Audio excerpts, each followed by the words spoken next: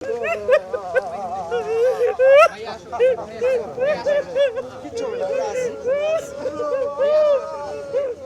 দিন ধরে এই হাসপাতাল থেকে ও হাসপাতালে ছোটাছুটির পর অবশেষে সেই অপেক্ষার অবসান ঘটল।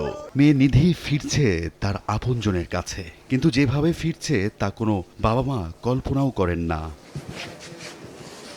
গত ২১ জুলাই উত্তরার মাইলস্টোন স্কুলে বিমান বিধ্বস্ত হয়ে নিখোঁজ সদস্যদের মধ্যে ডিএনএ বিশ্লেষণ করে ৫টি মরদেহের পরিচয় শনাক্ত করে সিআইডি। বৃহস্পতিবার রাতে ঢাকা সিএমএইচের মর্গ থেকে হস্তান্তর প্রক্রিয়া শেষে নিধি, প্রিয়া, রাইসা, আফিয়া, সোনিয়ার লাশ একে একে হস্তান্তর করা হয়। ৩ দিন পর সন্তানের পুড়ে যাওয়া দেহাবশেষ পেয়ে কান্নায় ভেঙে পড়েন স্বজনরা।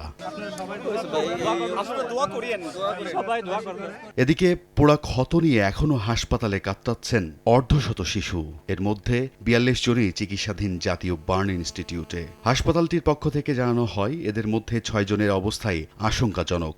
এদিন মাহাতাব রহমান ও মাহিয়া নামের ২ শিক্ষার্থীর মৃত্যু হয় বার্ন ইনস্টিটিউটে।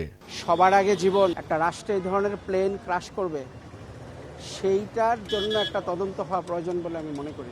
দগ্ধের চিকিৎসা সহায়তায় বুধবার রাতে ভারত থেকে আসেন ৪ সদস্যের প্রতিনিধি দল। বৃহস্পতিবার সকালে তারা বৈঠক করেন বার্ন ইনস্টিটিউটের মেডিকেল বোর্ডের সঙ্গে। জরুরি চিকিৎসা সেবা দিতে সন্ধ্যায় আসে চীনের চিকিৎসক দল।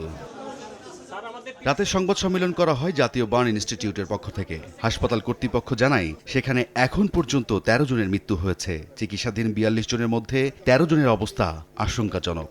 বাচ্চাদের জন্য, ভালোর জন্য, সুচিকিৎসার জন্য যে অংশটা আমাদের কাছে, আমাদের এই বোর্ডের কাছে ভালো মনে হচ্ছে, আমরা তাকেই অ্যাকসেপ্ট করছি। এখানে Singapore, India, Pakistan, China, Japan, কাউকেই আমরা আলাদাভাবে দেখছি না।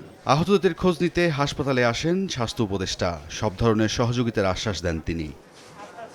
রাইদুল ইসলাম শুভ, সময় সংবাদ, ঢাকা।